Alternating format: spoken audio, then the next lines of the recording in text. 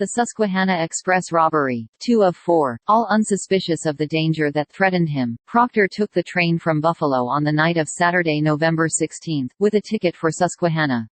Word was at once telegraphed to Robert Pinkerton, who, in company with E. W. Mitchell, superintendent of the United States Express Company, started for Susquehanna, reaching there Monday morning. They learned that Proctor was still in town, but keeping very closely to his house.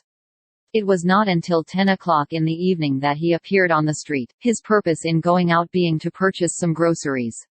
As he came from the store, Robert Pinkerton stepped forth from his place of waiting and took him into custody.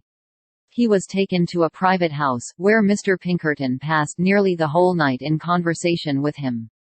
Before daylight, Proctor had made what purported to be a full confession. Proctor stated that he had moved to Susquehanna in 1880, having resided in Buffalo previous to that time. While in Buffalo, he had occasionally of a Sunday visited Fort Erie, Canada, and there had made the acquaintance of John Donahue. At first he did not know that Donahue was anything more than the keeper of a hotel. He found him an entertaining companion, a good storyteller and singer of comic songs, and very generous with his money. They came to see much of each other, and after Proctor's removal to Susquehanna they kept up an occasional correspondence. Proctor, having a monthly pass over the Erie Railroad, and being able to procure passes on other roads, made several trips to Fort Erie, always stopping at Donahue's hotel. On one of these visits he chanced to read aloud to his friend the newspaper account of a clever robbery in Montreal, where a band of sneak thieves had robbed a paymaster of a sum of money he had in a bag to pay off employees. This turned the conversation to criminal exploits, and Proctor related the circumstances of the express robbery at Susquehanna some years before. Donahue showed great interest, and inquired how it happened that the express company had so large a sum of money at Susquehanna.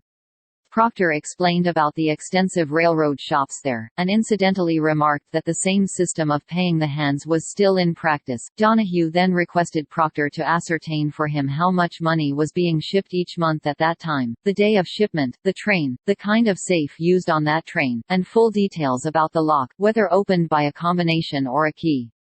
Donahue professed that his only motive in seeking this information was curiosity, and Proctor promised to learn what he could.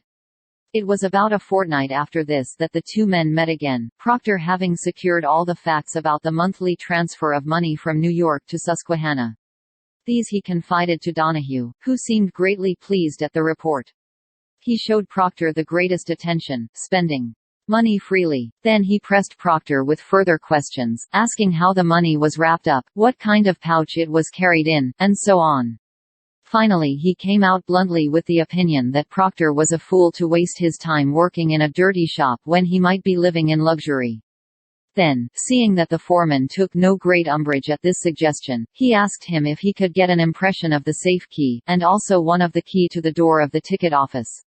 After some show of reluctance, Proctor finally consented to try. Returning to Susquehanna, Proctor took advantage of his friendship with employees about the ticket office to get possession of the keys long enough to take the desired impressions, and these he mailed to Donahue, in whose service he was now fully enlisted.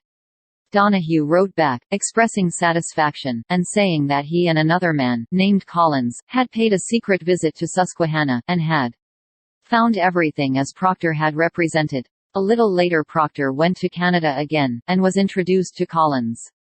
At this meeting it was arranged that Donahue should procure a canvas bag like the one used by the express company, and that a dummy money package should be placed inside, so that a substitution might be effected on the arrival of the next shipment. Proctor was to take no active part in the robbery, but was instructed to return home and continue at his work, showing no concern, whatever happened. If there's an earthquake at Susquehanna when payday comes around, you don't know anything about it, do you understand? Such was the final order given to Proctor, and he obeyed it implicitly. A month passed, and, hearing nothing, Proctor went to Canada again, and had another talk with his two confederates. They told him that they had gone to Susquehanna prepared to do the job, but had learned, accidentally, that the money that month had been sent in gold, which would have been too heavy for them to carry away, and they had therefore decided to wait until a month later. This was in May, and the following month the robbery occurred. 2 weeks later Proctor went to Canada, and received $11,000 as his share of the plunder. Donahue and Collins explained to him that he did not receive more because they had been obliged to give a fourth share to another man who had worked with them. They cautioned him not to spend $1 of the stolen money for months to come, as the detectives would be always on the lookout for suspicious circumstances. They also advised him to continue at his work, under no circumstances giving up his position within a year. Proctor had strictly followed these suggestions, living and working as he had done before the robbery, and not spending any part of his portion. Having changed the money into large bills and sealed it up in a fruit jar, so that the moisture could not injure it, he buried the jar head downward in his garden. There it remained untouched for months. But when the severe weather of the following winter set in, he dug up the jar, and taking the money to Buffalo, deposited it in 3 banks, in the name of his wife and his 3 children, with himself in each instance as trustee. Although his trade became very irksome to him now that he had a small fortune in his possession, he prudently stuck to it until June, 1884. Then, a year having elapsed since the robbery, he decided that it would be safe for him to launch out into a pleasanter life. He accordingly went to Buffalo, where he entered into oil speculations with a friend who claimed to have inside information from the Standard Oil Company. Although fortunate at the start, the failure of Grant and Ward brought them heavy losses, and soon their profits and their original capital were swept away. Proctor assured Mr. Pinkerton that, at the time of their talk, he was ruined, and that he had intended, during this very visit to Susquehanna which ended in his arrest, making application for his old position as foreman of the boiler shops. Having heard Proctor's confession, Mr. Pinkerton took counsel with the officers of the Express Company. They, believing that Proctor had been only a tool in the hands of 2 smart professional criminals, agreed with the detective that the ends of justice demanded rather the apprehension of his confederates than his punishment alone. Proctor professed great penitence for his wrongdoing, and declared himself willing to do whatever was in his power to make amends. The first step necessary to the capture of Donahue and Collins was to get them both into the United States at some point where they could be arrested at the same time. Donahue was still in Canada, where he could not be taken.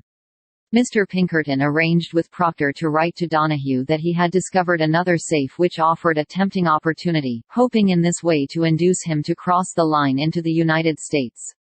To give color to the story it was necessary to accord Proctor apparent freedom of movement, but he pledged himself not to leave Susquehanna without Mr. Pinkerton's permission, and to keep the detective informed by letter and telegraph of all developments.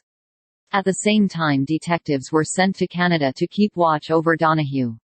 Collins, in the meantime, had been located in Albany, but no attempt was made to arrest him until Donahue could be brought over the line. Should he cross without notifying Proctor, the men shadowing him were to cause his arrest. It was arranged with Proctor that, in case his letter failed of its purpose, he should go to Canada himself, persuade Donahue to send for Collins, and then induce the 2 to come back with him, when they would be arrested the moment they crossed the line.